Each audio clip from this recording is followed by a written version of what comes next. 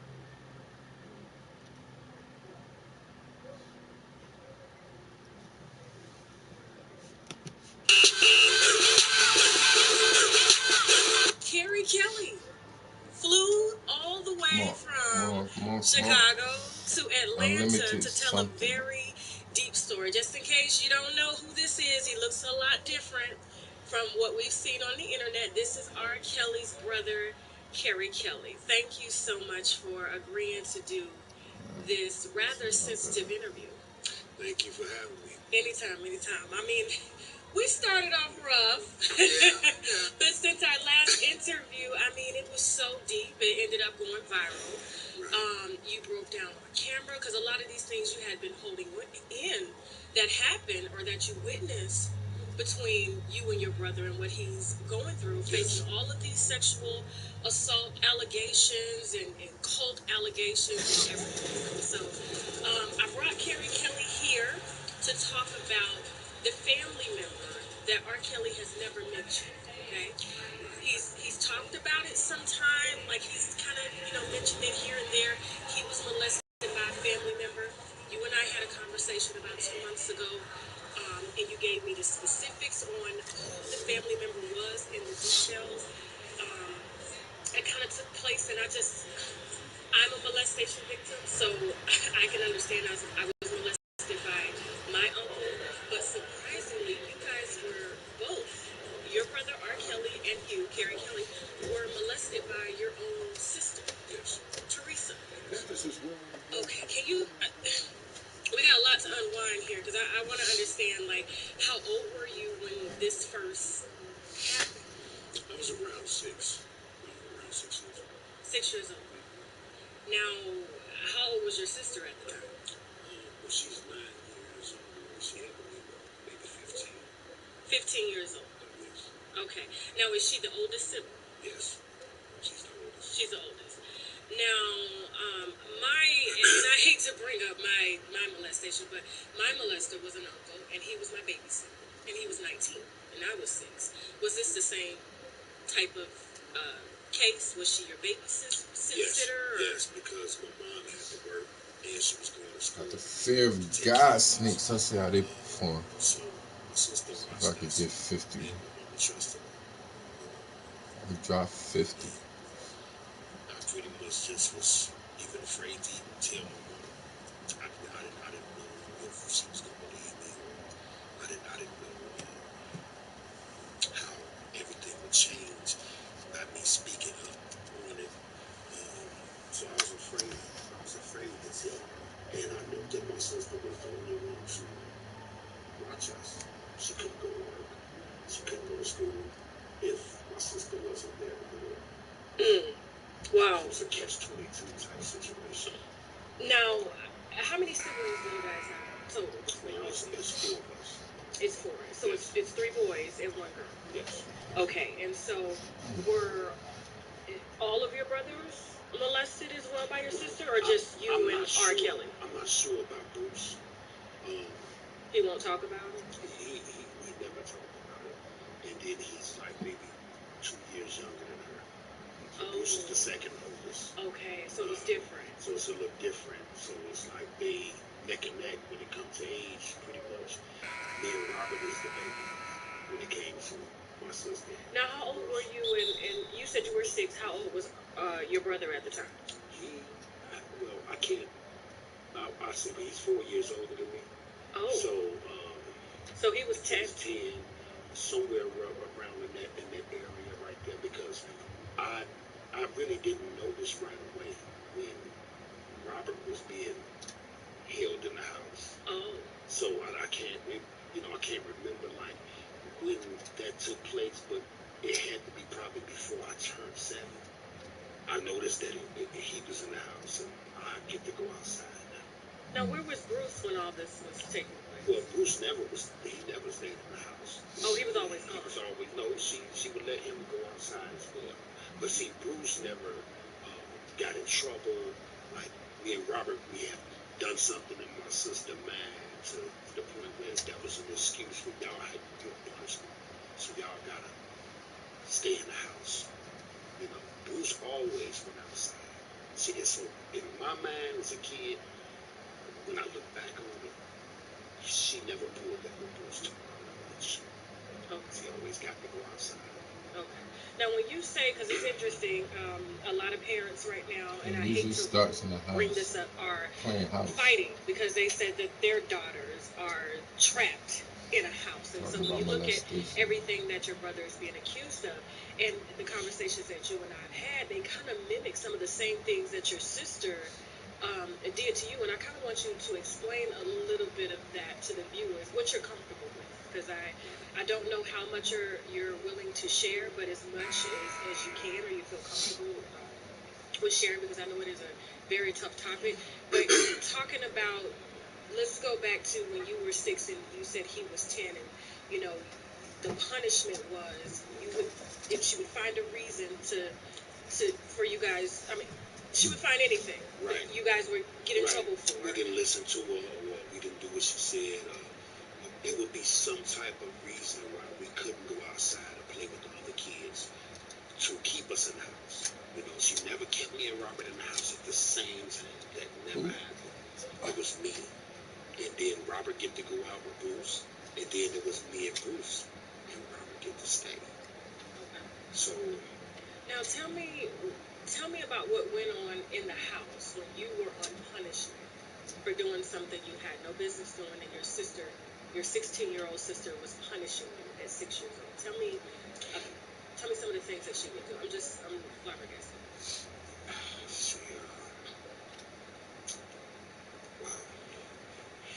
She pretty much Get out of here, boy. She would tell me to come in the room where she was. Like when it first happened, I would sit there and I would ask her, "Can I watch TV?" She'd tell me, "No, I can't watch TV. I can't do anything but just sit there." And I guess that she was trying to find a way to approach me. This is before it actually happened. So she told me to come in the room with her. This is the first time that she attempted to touch me. She told me to come in the room with her. And when I came in the room, she was in a robe. Okay. And she opened up her robe, and she didn't have anything on.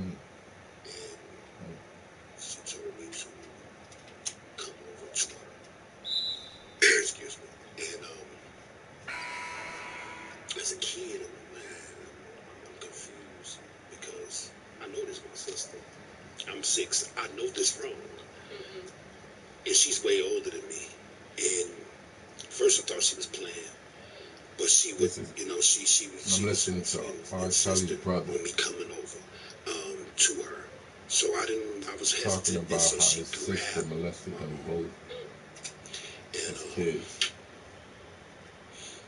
she took my hand and like started like rubbing it on her private part. And you know, I started crying, and I guess that kind of scared her. And so she told me to just go back in the living room, just go back in the living room. That was the first time that she attempted to test the water, so to speak. Um,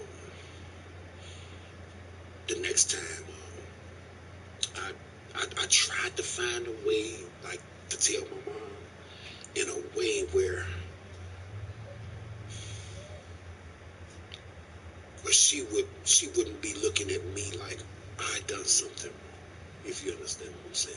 Yeah. I said, I told my mom, I said, I don't want, I said, do you have to go to work? I remember asking her that. At 6 years old. Do you have to go to school? Can you stay home today? And she said, no, baby, I can't stay home. I have to do these things to provide a roof over your head. And I have to do these things to make sure that y'all comfortable and y'all straight. And she was like, what's wrong, baby? I miss you. And so, as a kid, it was a call out for help, but in my way, it was like sending a bat signal, you know. Like help. Right. And you know, hoping that she would get it without me really saying it. Like, why do even with me? Because me and my mom, we was very close, so I believe that wasn't out the box for me to ask her. Because I mean, I went everywhere with her. She was my like homie. I'm her baby, you know. So we was real tight. She was tight with all of us, but by me being a baby, we had like an extra special. She used to tell people this my baby. So you know, and then she had lost a child before me. Oh, so it was 5 of you. It was 5. She had lost a child maybe 2 years before me, and when I came along, she called me the miracle baby because I think she had like 2 miscarriages or something before I was born. So it was a bond there. So I felt like I threw the bat signal out, and you know she was a concerned mother about taking care of her kids. And after that happened, um, I say maybe not the next time my sister watched me. I say maybe about a week later. Okay, this is after the first incident. This is after the first incident. And maybe about a week later, you know, she told me to stay in the house. And this time she was more aggressive with her approach. Robert and Bruce was allowed to go outside, and she told me to sit in the living room, and I couldn't watch TV again. It was something that she said that I did. She asked me a question, and I don't think I answered it correctly, or like she wanted me to answer it. So I was being smart, but I probably did approach her like that because of the incident that happened earlier the week before, and I'm sitting there confused and not understanding what is going on. Was she playing? Or was she serious? And who plays like this? Even as a kid, I'm thinking, who would play like this? So this time around, she was more aggressive to the point where she just Take your time.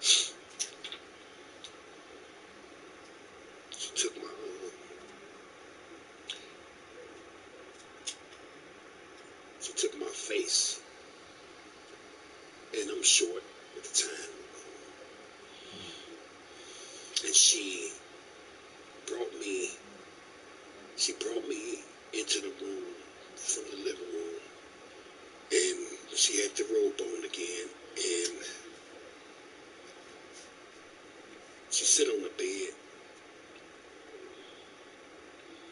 and she just grabbed my head like this, and she just took my head and put it down to her private part. She told me to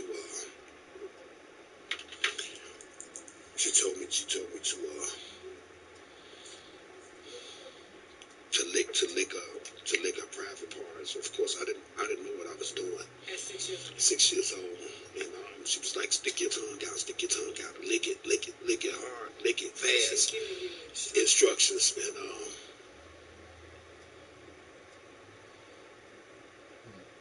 I just started crying, and You were crying while this was. and then she went down and started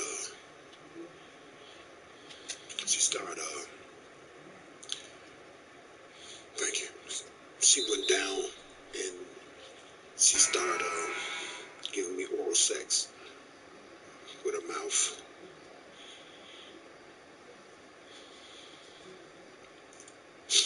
Even as a kid, I'm knowing this wrong, and I'm not condoning this.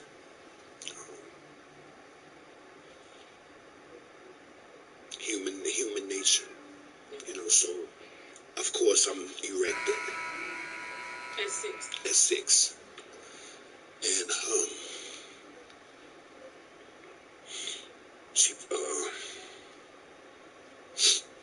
she laid down on her back and she grabbed me,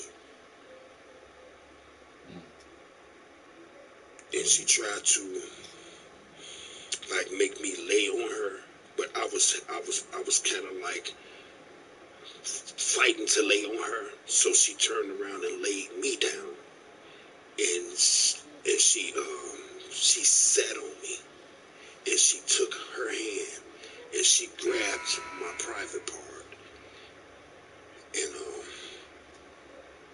and she put it in.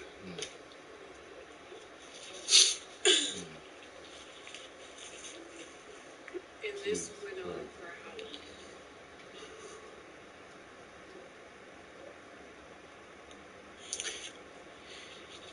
It had to be about maybe about 6 years. 6 years. And your mom never. She never knew. Now she's passed. She's since passed away. Did she know before her passing? I never found the courage to tell her. I never found the strength to tell her what was happening to me.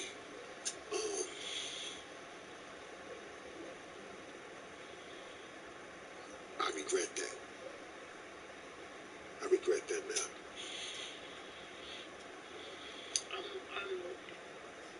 I know it's hard for you to come forward and share something personal like this, especially dealing with a family member that is still living, like you and Teresa. You still talk. Oh, I haven't talked to Teresa since. I haven't seen her since my mom died in '93. Oh wow. The last time I spoke with my sister, my son had got shot. Sorry.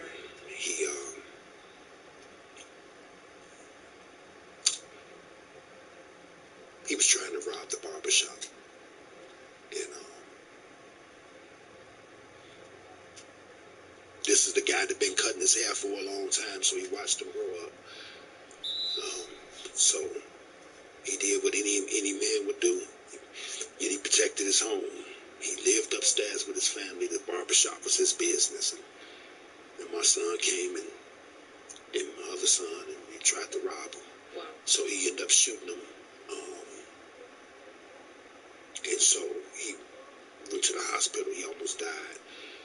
He had one bullet went through and pierced his liver, and the other bullet pierced his lung. So I was on the news at Christ Hospital. Because at the time I thought that the police was bogus, and so I involved the media. So when I did that, my sister saw it on the news that her nephew had got shot. My son had me believing that they tried to rob him because he was R. Kelly nephew. Oh. So as a father, I'm not trying to hear nothing from the police, so I'm not trying to battle them. So I went to the news to expose them, but the whole truth of the matter is that ain't how it went down. So when it was news coverage on that, she saw it on the news and she actually called the hospital. Oh. And that was the first time that I heard her voice in 20 years, almost 20 years. How did it make you feel? Eerie.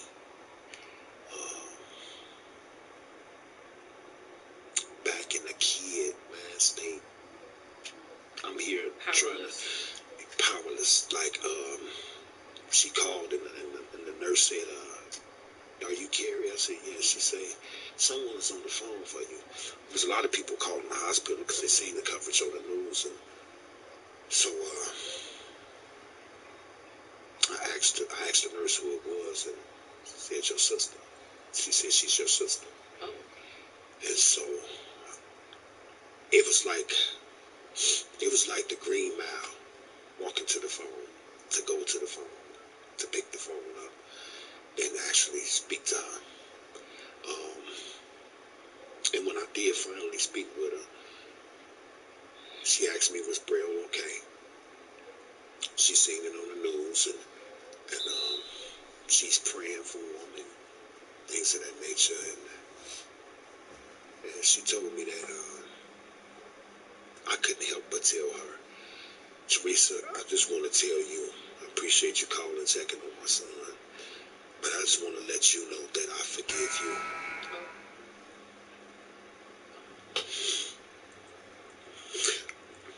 Take your time. I forgive you for what you done to me. And the biggest blowback with that is we all human beings and nobody's perfect. How did she react when you told her? You forgive She her? said, I don't know what you're talking about. She denied it. She denied it. She said, I don't know what you're talking about. She said, I forgive you for molesting me as a kid. I remember everything. And I just want you to know that I forgive you. You're my sister. She told me to not call her, to not contact her. And it's been that way for years since my son was shot and she called that hospital. And my thing is, I feel like she molested me again. In that moment. In that moment, I felt like it was more mental than physical this time. Because it's almost like my mama's favorite saying was, don't piss on my face and tell me it's rain. Right. You know, if it's piss, I can adjust and adapt to that. The fact that you told me, hey, I did this and I didn't mean to do it, but the fact that she acted like I was having nightmares to get these memories, and it never happened. It was all in a dream. It's what it set me back, it set me back because I was at that point where all these years had passed, and Mama passed on, and our grandmother passed on, and our cousin Dana passed on, and a lot of people that was matriarchs of the family that kept the family together, that taught us to forgive each other, that taught us to um, um, love one another, regardless of what we put each other through, because we all we got. They're gone. So at that moment, I felt like they were shining down from heaven on me, because I took that shield off and I told her I forgive her. And I think it would have helped me a great deal if she would have just said, thank you for forgiving me. And she never did. And how did that conversation? She just hung up the phone after she said, "Don't contact me no more," and call me. That conversation went real. It became actually, I believe, when she told me don't contact her. If my memory serves me correctly, I told her that I have to go. I have to tend to my son. Excuse me, I have to tend to my son and see what's going on. But you don't have to worry. I won't contact you. I won't contact you. I won't come to your house. But you never contacted her. She contacted you. Exactly. But the thing of it is she had some people in the family that's another reason I believe she moved way to Aurora, Illinois, which is like an hour away from Chicago, to escape her past and the things that she done. So she had some family members that she would talk to every now and then. And then we would get the number before this phone call, before my son was shot, and I would still call, because that's my sister. That's my only sister by my mom. And how did you get this number? Like, I'm the one that did something wrong. One thing that I didn't understand about Teresa is that, she said she was in the church and she was in the God, and she had to give her life to God, and that's something that we need to do as well. And that's fine, and that's how we was raised, and that's all we know. But what I couldn't understand was with me and Bruce. She would tell us she really didn't want to be bothered with us because we were sinners. We were. We wasn't looked at in a pleasant eye when it came to God and things of that nature. And that was the reason for her doing what she did to you? No, I don't think that was the reason. I'm saying, is that what she told herself? That's what she probably told herself. But I don't think she did it to Bruce. But the thing of it is that really hurt me. It really, had my mind going through a spin cycle. Is that she was at Robert concerts. She's saved and sanctified and filled with the Holy Ghost. But she's at Robert concert. She got the pastor at Robert concert, the whole congregation at Robert concert. That's okay. Me and Bruce didn't have anything. So we the sinners. And I had a conversation with her. I said, Teresa, I said, so me and Bruce is sinners. That's why you don't want to deal with us. But you at the concert with Robert sing Bump and Grind and Sex Me and front row seats. What's wrong with that picture? We your brothers too, and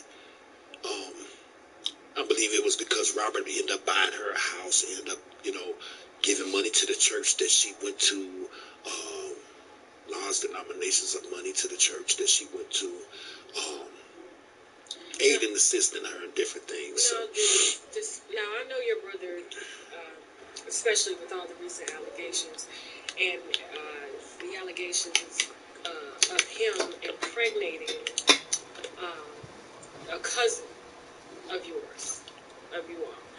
I know he probably views incest very different, but from what we spoke about on the phone, and I know you don't know much, but you do believe that Teresa touched him as well. Yes, I do. Yes, I do, because,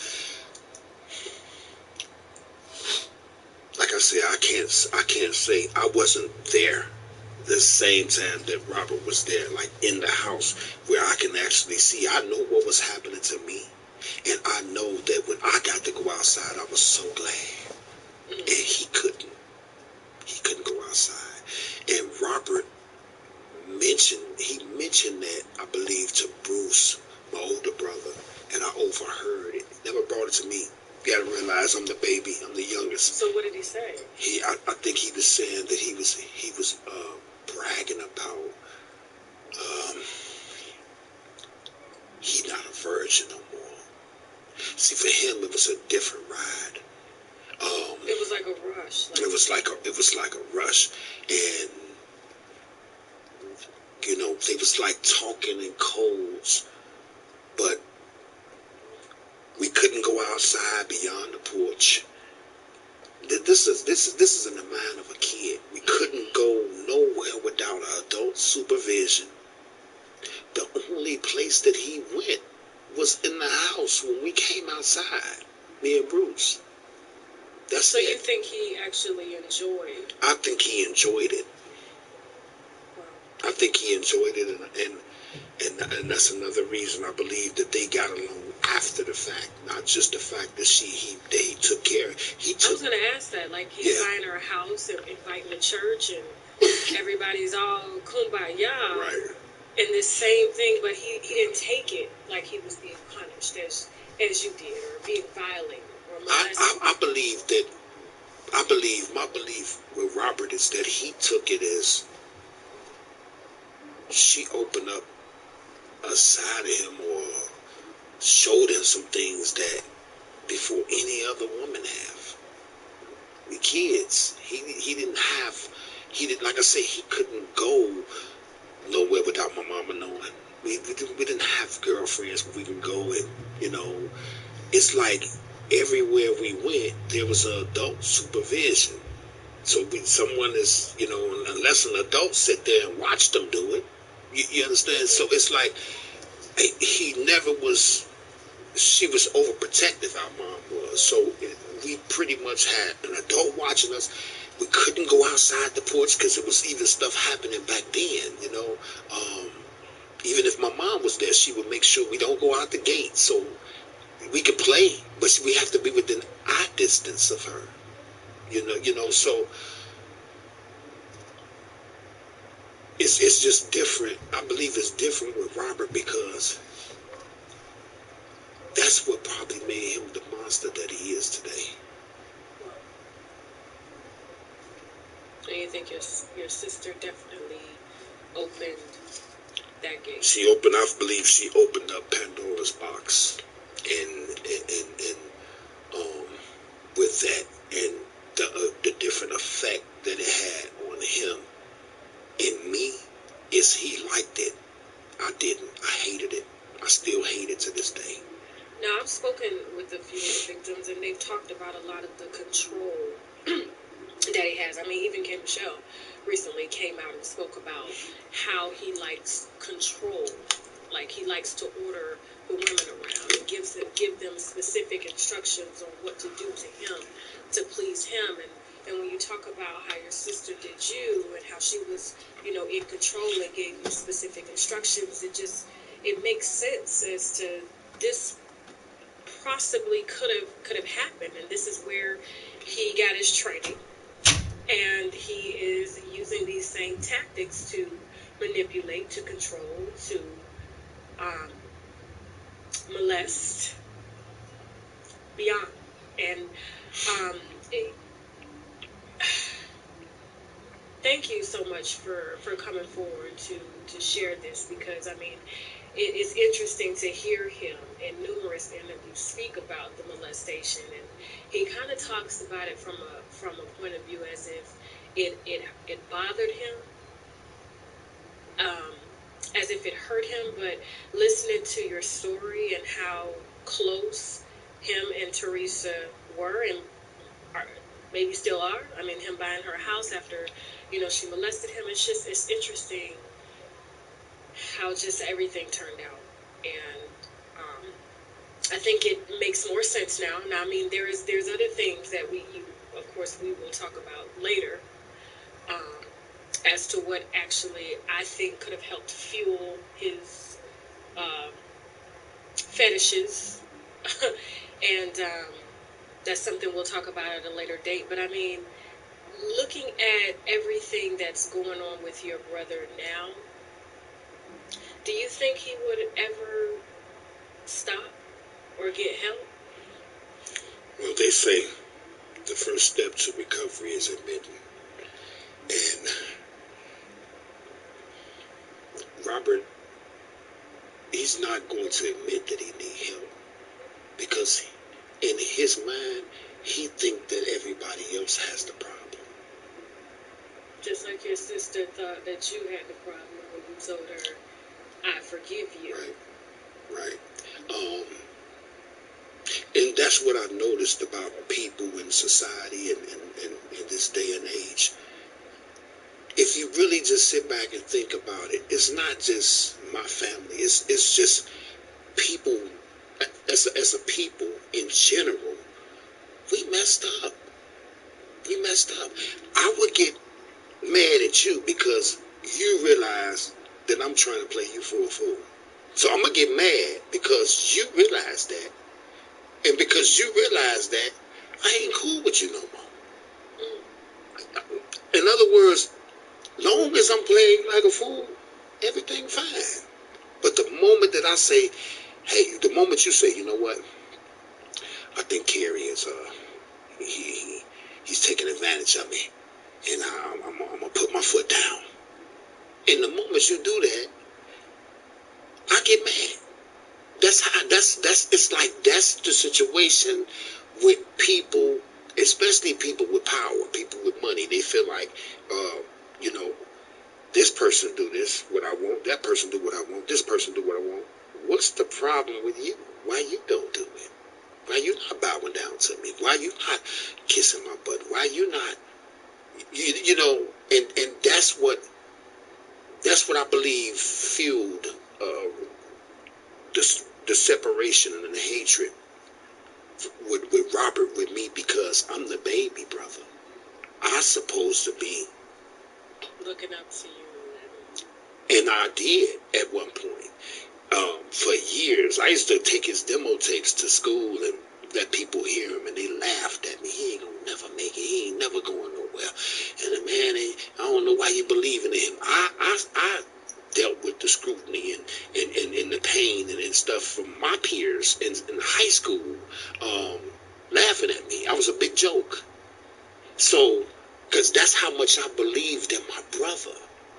So when he made it, you know, he still got the accolades. He still got the, hey man, I'm proud of you. Man, I look up to you, man. You're my favorite artist in the world. He still got that from me because it was warranted. Although he was sleeping with children. No, I'm saying in the beginning, when he first made it, everybody proud of him. He pulled it off. He made this happen, you know, and that's when we noticed the change. We noticed the change right away. We noticed the change in his demeanor, his attitude, and different things on. If things didn't go this way or go that way, we saw a whole nother person. But I was proud of him from day one. And when the moment that I said, hey man, I don't know about that, I ain't even feeling it, that's when everything went downhill. Because I spoke out to him, you know, about different things. Was Teresa the same way coming up when she was watching you and your brothers? Yeah, because that's like when I told Teresa, it was something that I told her, or maybe it was an attitude that I came off with, like I said earlier, because the first attempt, I felt some type of way. I had a right to. So this time, it's like she's telling me something, or and I probably, you understand what, if I probably showed attitude or, resistance to a certain degree on whatever it was that she was telling me, which landed me back in the punishment mode. But I probably did it self-consciously without realizing I'm doing it, because I still remember the first time that she tried. So that was like challenging her authority. That was like, testing her morale. Like, I'm gonna challenge you. So Yeah. that's when she actually went through with it. In other words, I believe that my resistance and being the way that I was from the first time that she attempted to do it, that's what fed her conscience in her mind to actually proceed and go through it with it fully. If that makes sense. If your sister is watching this interview right now, what would you like to tell her?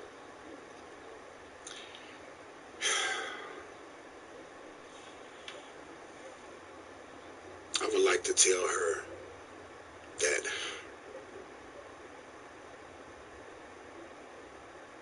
God said high and he looked low, and that we as people, no one is perfect. I have made mistakes in my life, but I try my best to own up to them, to move forward. I wish that she would take a look at herself. Look at the camera. I wish that my sister Teresa would take a look at herself in the mirror and think about the things that she has done to this family, the things that she has caused cause and effect to this family. I never told her this, but my niece, her oldest daughter, she came to visit me because she was taken away when they were so young. We didn't see Teresa, so when they got grown, they wanted to come back and know who their family was. It was like, it was crazy. And when she came back, she basically was around me, and she had a love for me more than an uncle. So she supposed I'm her uncle. And I had to tell her, Teresa, you don't know this. I had to tell my niece, you don't supposed to love me like that. Oh, wow. Not like that. I'm your uncle. You understand? So it's a lot of things that she probably experienced with her brother. Wow. You understand what I'm saying? That caused her to feel like it's okay to feel a certain way about her uncle. These are Teresa kids now. It's a generation. So that's what I would like to tell her. Maybe she know, maybe she don't know that. And that my niece felt a certain type of way about me, and I had to correct that and check that in the door, to the point where I didn't want her around me no more. How old was she? She was like 18, and her mom had put her out. So me being the uncle, she contacted me, and I said, hey, you can come stay with me. I'm not gonna see you in the streets. I don't want you out there doing the wrong thing. You can stay with me until you get on your feet. And when she came to stay with me, I moved out where I was staying at because I felt uncomfortable. Wow. This is my niece. Wow. I had places that I could go spend the night here and spend the night there, and different people that I knew, and I pretty much let her stay there, to the point where she was staying there by herself, and she felt uncomfortable staying there by herself because she lived in Aurora. That's all she knew. All her life was Aurora. Now she's in Chicago, and the city that everything happened. So she actually came on to you. It ain't that she came on to me. It's the way that, if I'm talking to a female on the phone Okay. Okay. I done spent time with my niece and we kicked it and we went out to get something to eat and I'm talking to somebody on the phone. She would get mad. It's just little things that I noticed that I picked up and then she would walk around in the house that I was in that I allowed her to come stay at. Like I'm her boyfriend. I'm not supposed to. You need to put something on. You know, different things that I'm your uncle, but let's get one thing straight. You really don't know me. I haven't seen you since you was a baby. So I'm doing this because I'm your uncle, and you say your mom and your dad put you out, and I got a place for you to lay your head. I don't want to just see you in the streets and something happens to you. Then I'm not holding that what I feel toward my sister toward her child. That's what I'm saying. And you felt that same. And I felt the same eerie. She told she told a cousin of ours that her brother touched her. And that's what made me, I knew that something wasn't right. And then once we parted ways, she told another family member that her brother, which is Teresa's oldest son, touched her. Oh, wow. So now it comes back to me like, okay, I knew what I was feeling. It was off. It wasn't right. It didn't feel right. And I'm like, man, I feel sorry for her because she truly ain't no telling what done went on in my sister's house because I know what she done in our house. You understand? So it's very painful. So basically, it's like a lot of things that our mom taught us and used to teach us. What you put out there, it comes back. Whether it be if everything has a cause and effect. If I just go out and I just start taking people's lives, somebody gonna take my child life. Somebody gonna take my life. That's how life goes.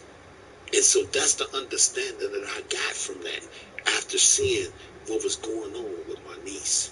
Like, this was karma. It's karma. Is there anything else you would like to add before we end this interview? You've shared a lot today. I would like to add that a lot of people out there in this world, they judge me. They misunderstand me on purpose. But what I'm saying is clear as day. They couldn't walk a mile in my shoes, Tasha, without dropping dead. The only reason that I'm here right now on this earth and here and have the strength and the courage to be able to come forth is because of God. The things that I've experienced, most people would be on drugs, like my brother Bruce. He couldn't take it. He went to drugs. That was his number.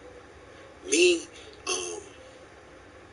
my faith in being able to stand up for what I believe is right, because that's how my mama raised me. The only thing that I have is her teachings and what she taught me, and that's what keep her alive in me, and that means a lot to me.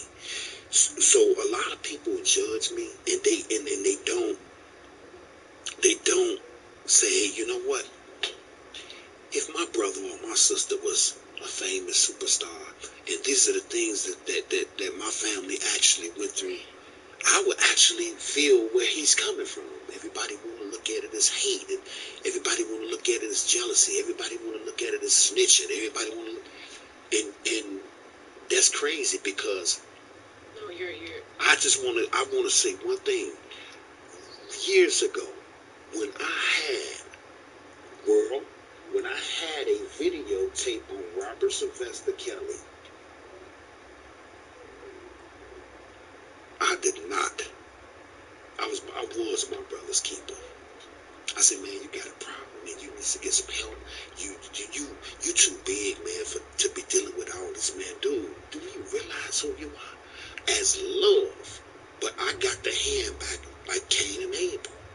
So people start spreading rumors and saying that I'm jealous. If I was jealous, I would have been. I'd be rich right now. I'd be rich right now. I had a tape that I'd be rich right now. So people can miss me with all this crazy stuff because, like I said, they're not in my shoes. They couldn't put them on. They won't fit them. So you're here to basically try to put an end to what your brother was doing. Because I recently heard a source that's been who's been in contact with him that he's willing to release the girls and go to therapy if he is not charged. That's the deal that he made in preparations of trying to go to Africa and live in Africa. And what do you think about all that? Just hearing. Well, I mean, me say that. My thing is this: if the authorities make a deal like that with him, they crazier than the fish with titties in a thong in a strip club. So you believe your brother needs to go to jail? I believe that something needs to, even if it's not jail. Okay, if he's going to get help and he's going to release the girls, what about all the pain and different things that you cause? You're just doing this to appease the authorities. You're not. It's not sincere. That don't sound sincere. He really need help. He really needs help. He needs help, and it needs to become sincere from his heart. He need to want help, not get it because somebody else say you should, because you ain't gonna gotta go to jail if you do. That's crazy. That is crazy. I agree. That's real crazy. I just feel like, it's a lot of families that has been torn apart behind this. This is I'm talking about lifetime stuff that people have to take to their grave, that they have to deal with mentally. Right. He owe an apology to the world. It's more than just saying that, okay, he's gonna take care of this, he's gonna take care of that. It's not gonna help other people that has been through the things that he is putting people through. It's not good. You don't feel it's enough.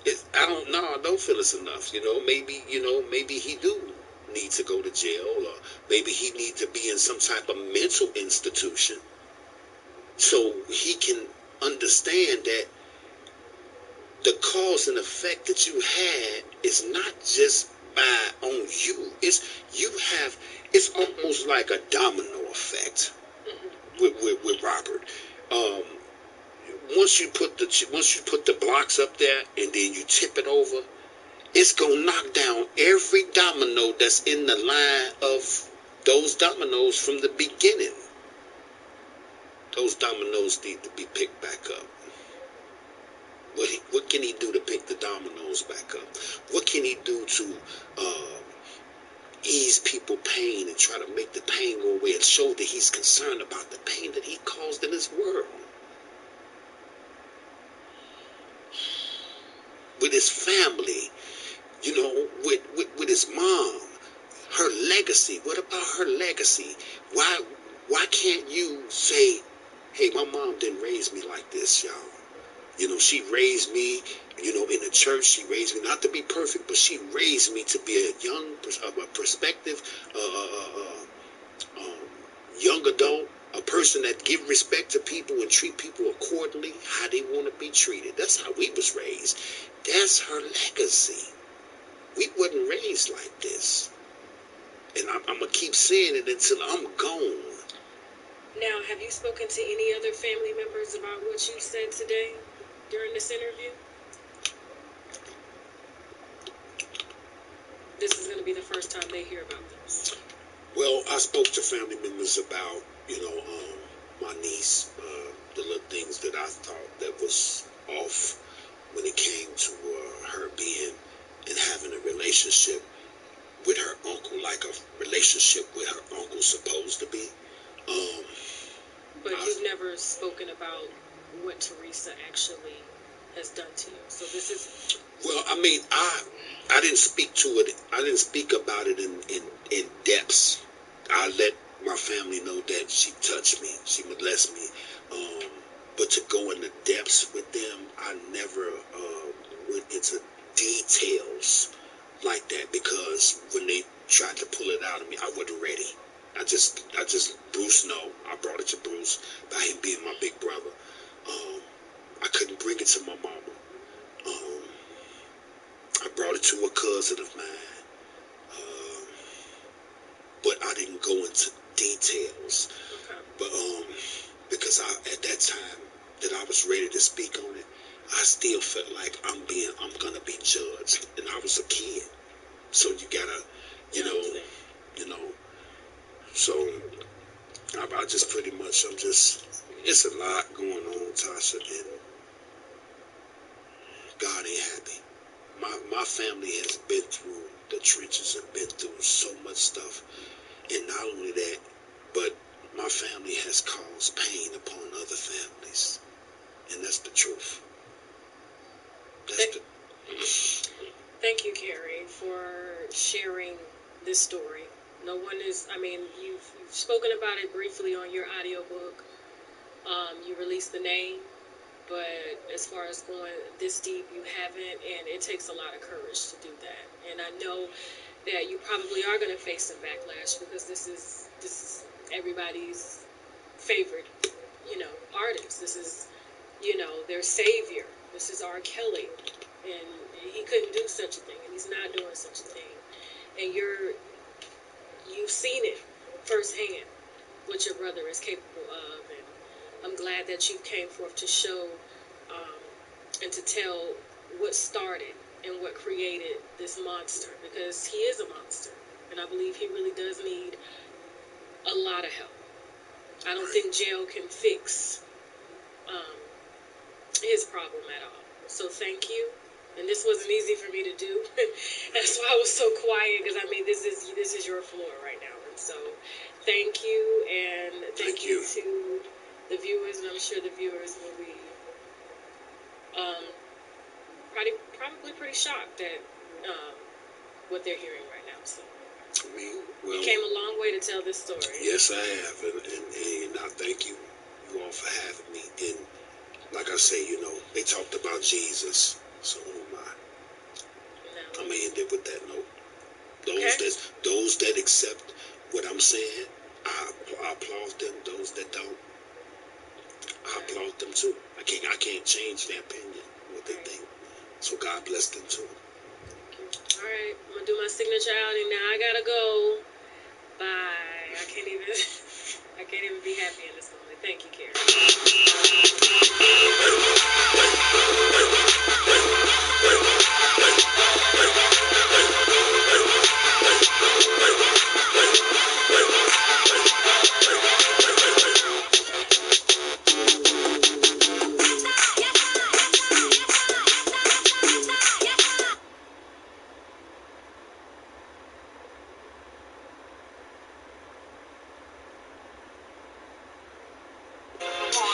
R. Kelly speaks out.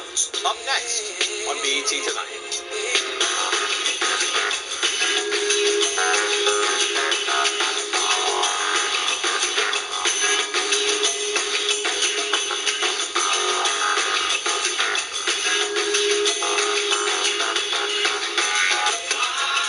From the time he hit the scene in 1991 with the group Public Announcement, R. Kelly has been a force to be reckoned with.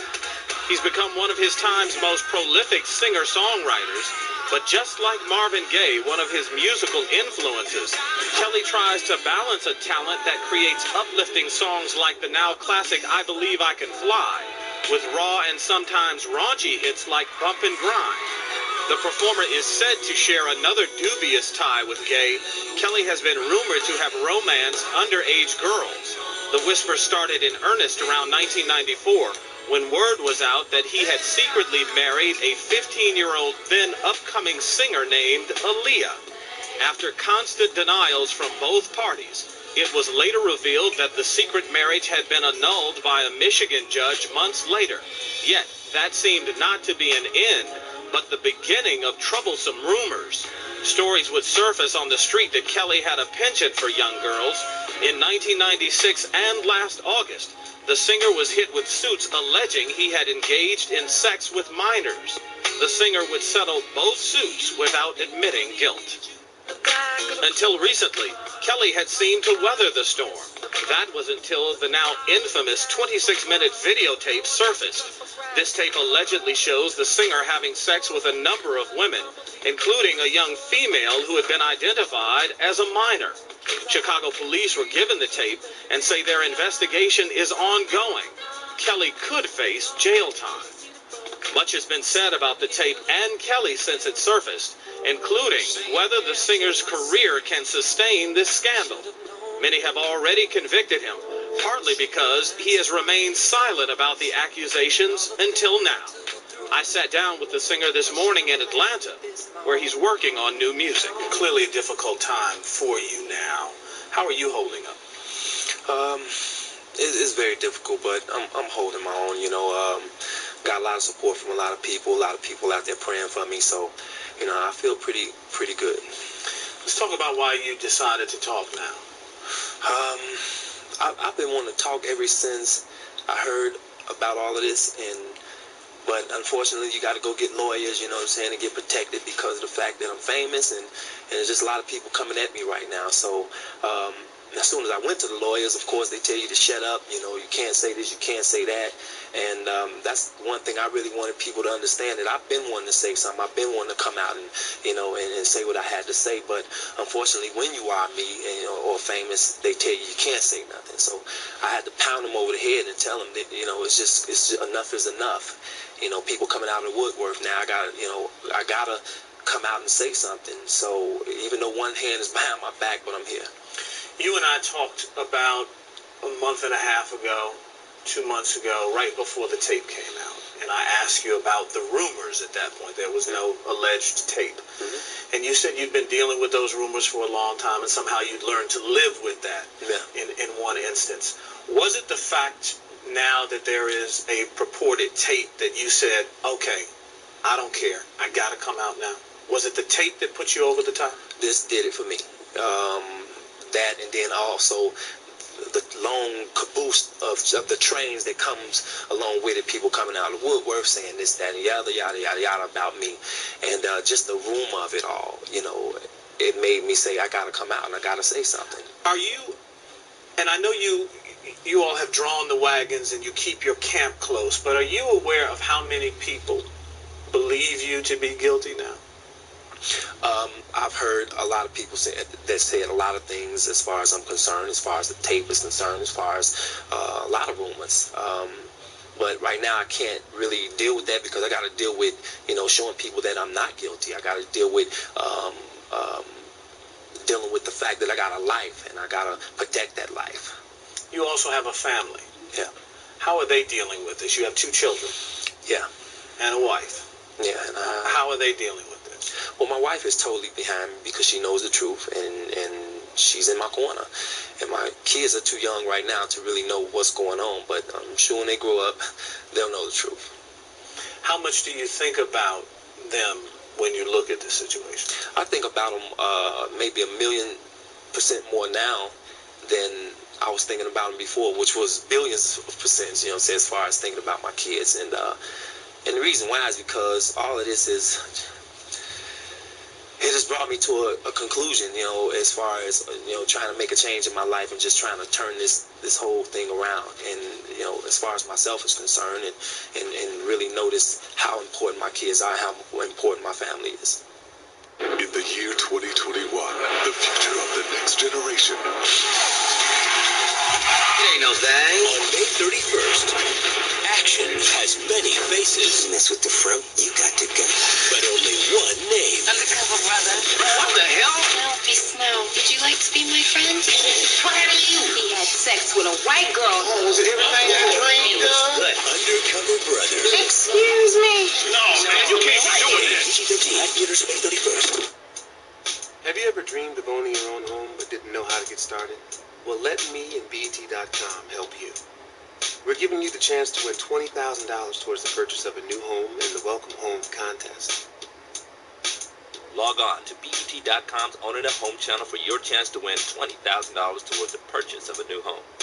And while you're there, check out the great information on buying, refinancing, or remodeling your home. Let me and BET.com welcome you home.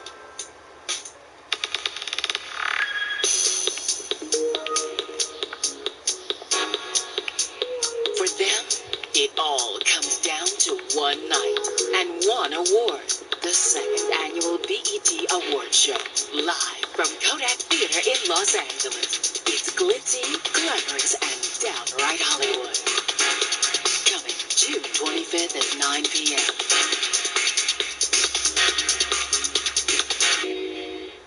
Are two lawsuits that you settled alleged by two young ladies who, at the point in time that the lawsuits were filed, were adults, but when they alleged that you had a relationship with them, they said they were minors.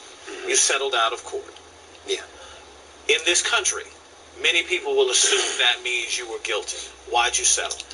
Well, I know that, and now I know that. But at the time, I really wasn't thinking about that. All I know is my lawyers, when it came to me, my lawyers would tell me, at that time, I had a lot of good things in my life going on musically and with my career.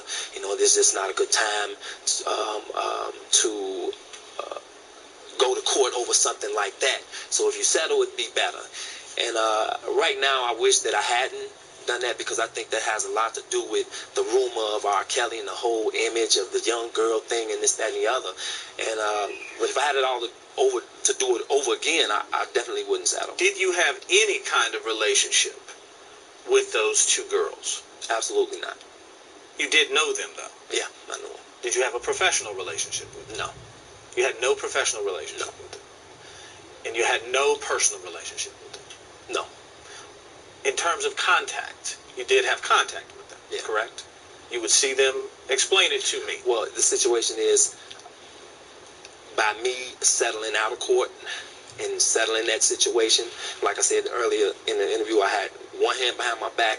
I really can't go into detail about that particular thing, because when I filed the lawsuit, of course, I signed a piece of paper saying I couldn't discuss those. So there's a confidentiality agreement after the fact. Exactly.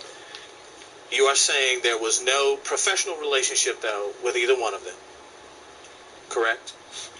And that there was no personal relationship with either one of them. What I said is I knew them. But you did know them. I knew them.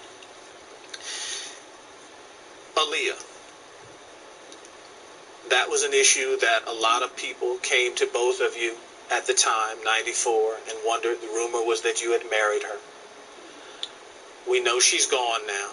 We know that she can't defend herself, but records have been brought up.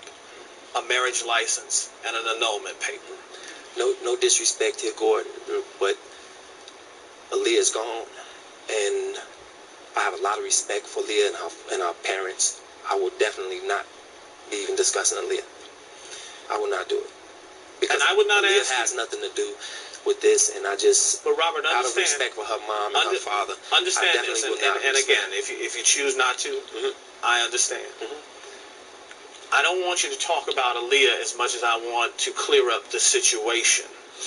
Well, but by her not having anything to do with the situation, I would hope that people and my fans and everybody will understand why it is I definitely couldn't. So is it fair to say, though, that the legal documents that have been shown are real? I really don't think it's fair to say anything dealing with Aaliyah, because I just don't think that Aaliyah, deserves that. I wouldn't want to bring her up right now. Let's talk about the tape. When I talked to your representatives, they said you had not seen it and don't want to see it. Is that true? That is absolutely true. Have you ever made tapes? Well, I've done a lot sex tapes. I've done a lot of things in my life, man, and things that I even regret, man, and I'm even getting, I feel like I need help for that, and I'm getting help for that. Things that I've done in my life that I don't, really care to discuss here. I can't give you a whole list of my sins and the whole thing, but I've done a lot of things in my life that I'm trying to get help for, and that's why, I consulting with Meeks, Reverend Meeks right now, and just trying to get some understanding to what's going on in my life. But that being said, those things that you've done wrong, did that include making tapes while having sex? I'm not talking about with minors now. I'm just talking about period. Well, like I say, I don't want to sit here and give you everything I've done wrong. List of things, a list of my sins. Robert. And I want to help. I want somehow when people leave to be able to say, I can make some conclusions, because that's what it's about, unfortunately, for us now. I guess what I'm trying to get at is, if you have made them in the past, how can you say, as you are alleging, that it's not you on this tape if you've not seen it? That's my question.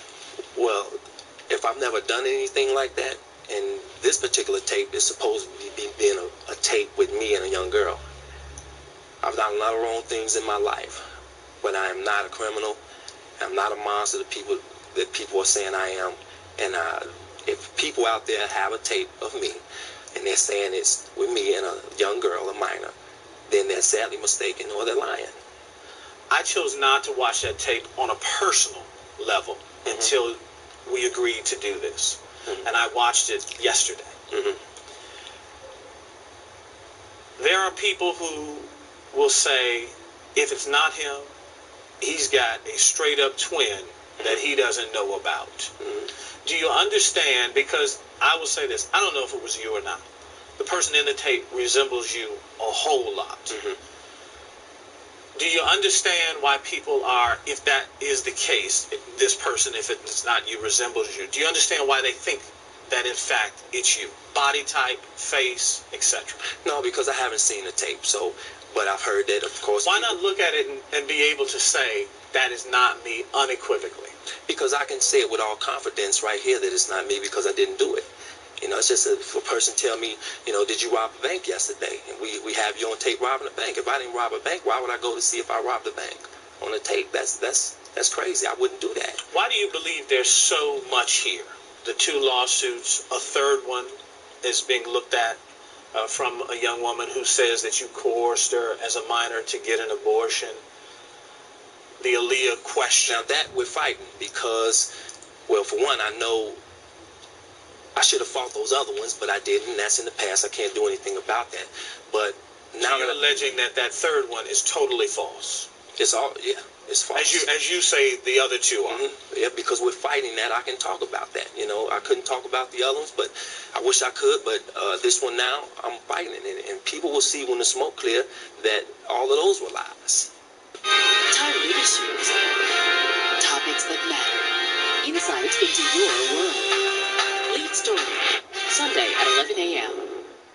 The Fish Factory! The Fish Factory! Get your prints on hot smoking catfish, crawfish, perch, whiting, cod, and jumbo shrimp, plus chicken, ribs, chops in 7 different sides. Eat in or take out during lunch or dinner hours. Monday through Thursday, 11 a.m. to 9 p.m. Friday and Saturdays, 11 a.m. to 10 p.m. Save time. Call ahead. 513-851-8565. 513-851-8565. The Fish Factory! The Fish Factory, 411 West Kemper. Turn your taste buds in. And nowadays you can't believe everything you see. It's a lot of ways to doctor a tape. There's a lot of ways to make things look like what they're not. Now, I haven't seen this tape, and I'm not interested in seeing this tape. But I know that, like I said earlier, I got a lot of problems in my life. I've dealt with I'm dealing with a lot of things within myself. I'm not this perfect guy. I'm not sitting here saying that. I'm not an angel, but I'm no criminal. Sparkle, ex-protege of yours, she says the girl in the tape is her niece, and that's you in the tape. What do you say to that? Absolutely not. It's not. And not only that, from what I hear,